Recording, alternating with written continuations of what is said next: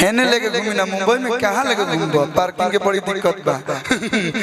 अरुण भैया हर रोज अपने गाड़ी से हमको सेट पे लेके जाते थे और सेट से लेके हमको घर तक पहुंचाते थे।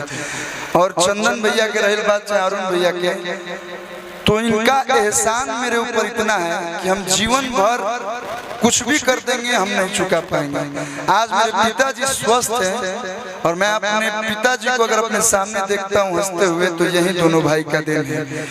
हमारे बाबूजी मुंबई में रहन तबीयत बहुत ज़्यादा खराब हो गए, हम प्रोग्राम करते रही, लेकिन यही दोनों भाई। और उस दिन एहसास हुआ कि जात पात में कुछ नहीं के रखल, भाईचारा अगर बनल रही तो दुनिया के कोनो कोना में केहू भी रही अगर एगो भोजपुरिया बात तो भोजपुरिया की हेल्प जरूर करी। और आज ही ना मंच पे हम कहता नहीं कि चंदन भैया के एगो बड़ो के काटे को तो 27 समारोह है, बड़ो के काटे को चाहे अरुण भैया के एगो गिर प्रवेश में ईटो रखी हन नेओ दिहन तो जा कलुआ जरूर पहुंची और क्यों पहुंचो चाहे मत पहुंचो। अरे भाई वाह, बस मैं 2 मिनट कलू के बारे में बोलूंगा। ये सब बहुत बहुत खुशी के बात है कि आज हम जवानी अपना घर में बनी, हमारे मित्र चंदन भाई, मीता हमारा अरुण यादव और विधायक जी आप लोग के क्षेत्र के विधायक है, लेकिन हमारे बहुत पुराना मित्र है।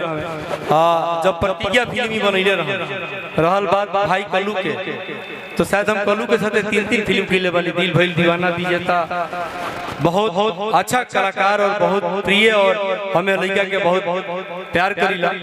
पीछे हमारे वो छोट भाई गोलुआ बा जोना के हम दिल से ज्यादा प्यार करीले, ओकरो पता बा, पूरा समाज भोजपुरी के पता बा।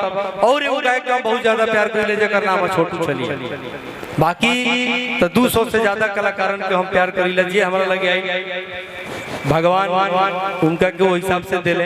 बस हमें सब भाई के एगो चीज जरूर कहब कि आदमी के अभिमानी ना स्वाभिमानी होके के चाहिए, हित त हित होला, दुश्मनों के ज्ञानी होके के चाहिए, मुंह गोर होके चाहे करिया मुंह पर पानी होके के चाहिए, मुछ मोट होके चाहे छोट मुछ खानदानी होके के चाहिए। हर हर महादेव। बहुत बहुत धन्यवाद। चल यहाँ भैया भैया केने गइलो?